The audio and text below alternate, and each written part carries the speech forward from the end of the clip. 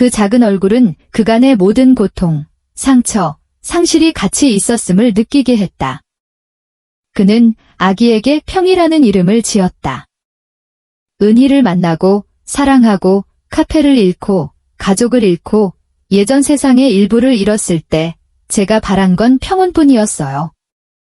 이제 이 아이가 우리가 처음 만난 평온이에요.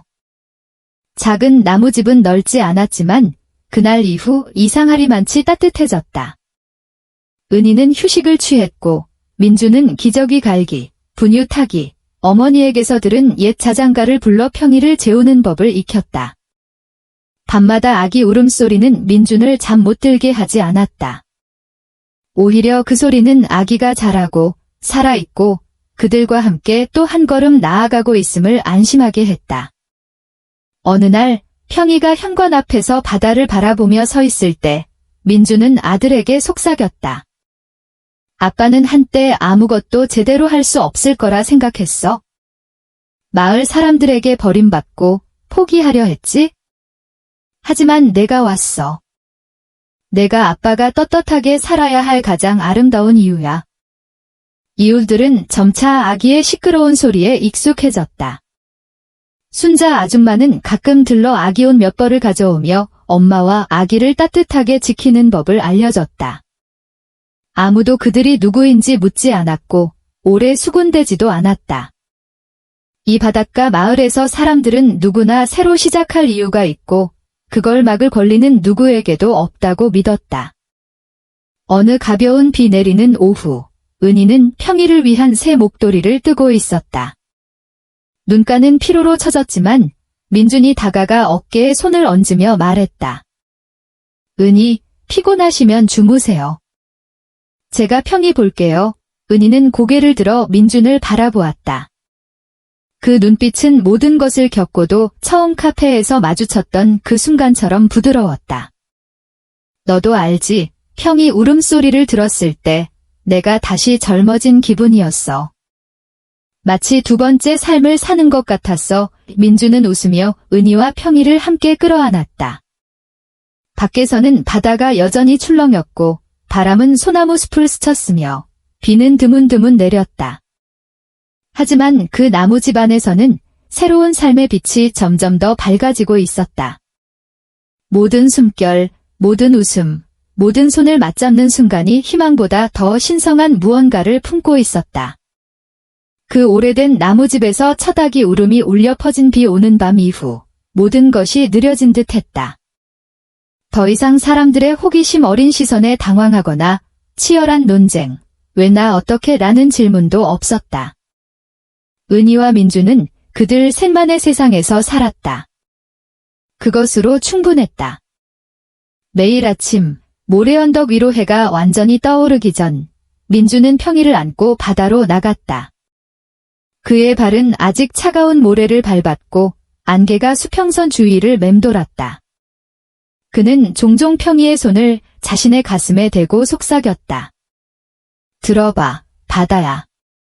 어제 내가 얼마나 곤히 잤는지 이야기해줘. 때론 평이가 까르르 웃었고 때론 졸린 듯 눈을 찡그렸으며 바람이 세게 불면 울음을 터뜨리기도 했다. 하지만 민준에게 평이의 모든 표정은 생생한 기적이었다.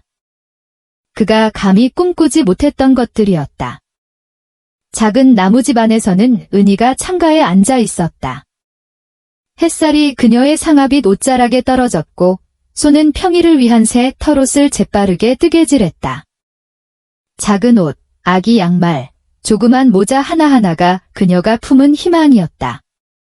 더 이상 화장도, 장신구도, 과거에 익숙했던 상류층 모임도 없었다. 이제 아침죽 한 그릇, 뜨거운 차 한 주전자, 아기의 울음과 웃음소리만으로도 그녀는 자신이 살아있고 충만하게 살아가고 있음을 알았다. 마을 사람들은 그 모습에 익숙해졌다. 넓은 책 모자를 쓰고 소박한 한복을 입은 백발의 여성, 아기를 안고 시장에서 채소를 샀거나 약국에 들르는 젊은 남자. 처음엔 사람들이 묻고 속삭이고 뒤를 쳐다봤다. 하지만 시간은 낯선 것을 일상으로 만들었다. 저 집부부, 이상하지만 서로 떨어지지 않고 참 애틋해. 그러다 사람들은 더 묻지 않았다. 어떤 이들은 말했다. 하늘이 저들을 저렇게 평온히 살게 해준 거야. 민주는 집에서 2km 남짓 떨어진 작은 정비소에서 일자리를 얻었다. 도시에서 했던 것처럼 정비사로 일했지만 마음가짐은 달랐다.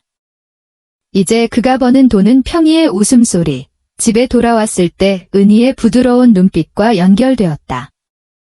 어느 날 늦게 돌아왔을 때 집에 전기가 나가 은희가 이마에 땀을 흘리며 평희에게 손부채질을 하고 있었다. 민주는 조용히 다가가 촛불을 켜고 밤새 그녀 대신 부채를 흔들었다. 아무 말도 없었지만 어둠 속에서 마주친 그들의 눈빛은 더 평화로운 세상이 펼쳐지고 있음을 말해주었다. 은희는 매달 평희를 데리고 병원에 갔다.